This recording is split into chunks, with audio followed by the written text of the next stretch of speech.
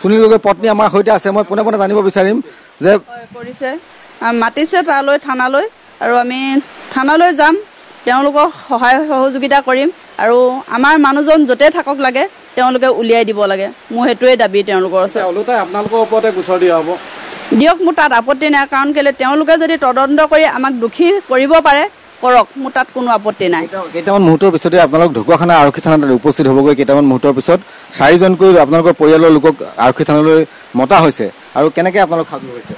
আমি বৰ্তমান সাজু কাৰণ কিয় তেওঁলোকে মাতিছে যেতিয়া আমি যাব লাগিব কাৰণ আমাৰ পলাই যাবলৈ আমাৰ কোনো কাৰণ নাই আমি একো দুখ কৰা নাই যেতিয়া তেওঁলোকে বিচাৰিছে আমি তেওঁলোকক সহায় সহযোগিতা কৰিম কালি আপুনি এটা কথা কৈছে আৰু জাহাংগীৰৰ যিটো পৰিয়াল আছিলে জাহাংগীৰৰ পৰিয়াল আৰু আপোনালোকৰ যিটো পৰিয়াল আছিলে পৰিয়ালৰ সৈতে একেলগে আপোনালোক ঘৰুৱা সম্পৰ্ক আছিলে জাহাংগীৰৰ মৃত্যু হৈছে বুলি যিহেতু ফৰেনচিক ৰিপৰ্টত আহিছে গতিকে জাহাংগীৰৰ মৃত্যুত আপোনালোক অকণো বিচলিত হোৱা নাই কাৰণ জাহাংগীৰৰ সৈতে আপোনালোকৰ ঘৰুৱা সম্পৰ্ক আছিল বুলি কোৱা হৈছে সেইটোৱে আমি সেইটো কাৰণে কৈছো যদি জাহাংগীৰকো হত্যা কৰিছে কোনে হত্যা কৰিছে সেইটো লাগিব কাৰণ কিয় সি আমাৰ ঘৰৰ মিস্ত্ৰী আছিলে তাক কোনে হত্যা কৰিছে সেইটোও লাগিব আৰু সুনীল গগৈ ক'ত আছে জীৱিত হওক মৃত হওক তেওঁকো লাগিব আমাক এতিয়া কালি কথা পাতি মই প্ৰথমে মই দেখুৱাব বিচাৰিছো সুনীল গগৈ এইটো বাসগৃহ সুনীল গগৈ বাসগৃহত সুনীল গগৈ মাতৃ আছে মই পত্নীৰ সৈতে কথা পাতিম কেইটামান মুহূৰ্তৰ পিছতেই সুনীল গগৈ মাতৃ আপুনি সুনীল গগৈ মাক নহয় জানো হয় কি ক'ব আপুনি এই মুহূৰ্তত আপোনালোকক আজি থানালৈ মাতিছে কেইটামান মুহূৰ্তৰ পিছতে থানালৈ আপোনালোক যাব কি ক'ব সুনীল গগৈ মাৰিছে বুলি কৈছে জাহাংগীৰক নাই মৰা সুনীল গগৈৰ ভগ্নী আছে সুনীল গগৈৰ ভগ্নী আছে আৰু যিহেতু সুনীল গগৈক হত্যাকাৰী এই মুহূৰ্তত সজাইছে আৰু আৰক্ষীয়ে আপোনালোকৰ পৰিয়ালৰ বিৰুদ্ধে গোচৰ ৰুজু কৰিছে এই মুহূৰ্তত কি ক'ব আপুনি সৰুৰ পৰা ইমান দিন হৈ গ'ল তাৰ লগত থকা কিন্তু আজিলৈকে সি এনেকুৱা এটা কাম কৰিব বুলি আমি কেতিয়াও ভবা নাছিলো এইটো আমাৰ দাদাৰ হেৰি হ'ব নোৱাৰে কেতিয়াও আমাৰ দাদা এইটো হত্যা কৰিব নোৱাৰে এইটো কথা আমি কেতিয়াও মানি নলওঁৱে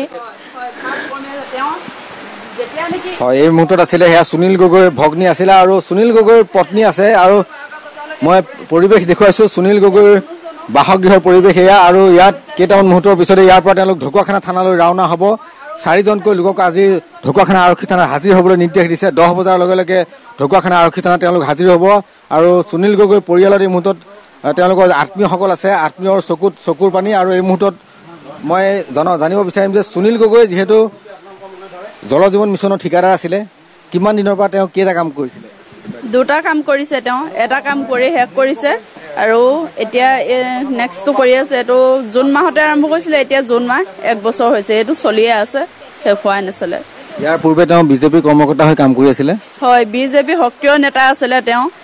তেওঁ ইলেকশ্যন বুলি ক'লে এনেকুৱাকে উবৰি খাই পৰে ভাবিব নোৱাৰি মানে ঘৰত তেওঁ ভাত পানী খাবলৈ আনকি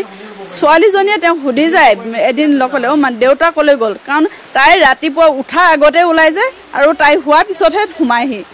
ইলেকশ্যনৰ সময়ত ছোৱালীয়ে সেইটো কাৰণে মোক সুধি যায় মানে দেউতা ক'লৈ গ'ল মই যে লগ নাপাওঁ এনেকুৱাকৈ তেওঁ তাৰমানে কামত লাগে যিটো কামত লাগে তেওঁ নেৰা নেপেৰাকৈ লাগে যেতিয়া তেওঁ ঠিকা কৰা নাছিলে তেতিয়া আগৰ কথা নহয় জানো এতিয়া ঠিকাও কৰি আছে ইলেকশ্যনতো দি আছে তেওঁ ঠিকা কৰিলেও তেওঁ ইলেকশ্যন আহিলে বুলি এতিয়া এইটো ইলেকশ্যনতে তেওঁলোকৰ হয়তো আমাৰ ওচৰ দলীয় নেতাসকলে ক'ব তেওঁ ছাপোৰ্ট কেনেকুৱাকৈ দিয়ে আৰু মই জাহাংগীৰৰ কথা এটা মই আপোনাক সুধিম জাহাংগীৰৰ যিটো কেম্প আছিলে ইয়াৰ পৰা কিমান দূৰ আছিলে জাহাংগীৰ য'ত আছিলে গন্ধিয়ালৈ জানো 5 কিলোমিটাৰ মান 6 কিলোমিটাৰ হ'ব চাগে মই ইমান নাজানো জাহাংগীৰক যিদিনাখন লৈ গৈছে বুলি কোৱা হৈছে ধেমাজিলৈ লৈ গৈছিলে সেইদিনাখন ধেমাজিলৈ নহয় কেম্পলৈ গন্ধিয়ালৈহে সি ইয়াত আছিলে তাক থৈ তেওঁ গন্ধিয়া যোৱা কথা ধেমাজি যোৱা কথা আছিলে আৰু যিখন গাড়ী আপোনালোকৰ ঘৰত আছে সেইখন গাড়ী লৈ গৈছিলে এখন গাড়ীয়ে নিছে জাহাংগীৰক ক'ত থৈ গৈছিলে বুলি কৈছিলে গন্ধিয়াত থৈ গৈছে তেওঁ গন্ধিয়াৰ কেম্পত নহয় কেম্পলৈ যোৱাৰ আগত তিনিআলি এটা পায় সেই তিনিআলিটোৱে তাৰ কিবা কাম আছে বুলি ক'লত তাতে নমাই থৈ গৈছিলে তাৰপিছত জাহাংগীৰৰ সৈতে আপোনালোকৰ যোগাযোগ হোৱা নাছিলে যোগাযোগ নাই হোৱা আমাৰ নাই হোৱা জাহাংগীৰৰ মোবাইল সেইদিনাৰ পৰা অফ আছিল বুলি কোৱা হৈছিলে সেইদিনাৰ পৰা আমি লগাই চোৱা নাই আমিতো গৈছে বুলিয়ে ভাবিছিলোঁ ভায়েকে ফোন কৰোঁতে তেতিয়া মই লগাইছোঁ তেতিয়া ফোনটো অফ আছে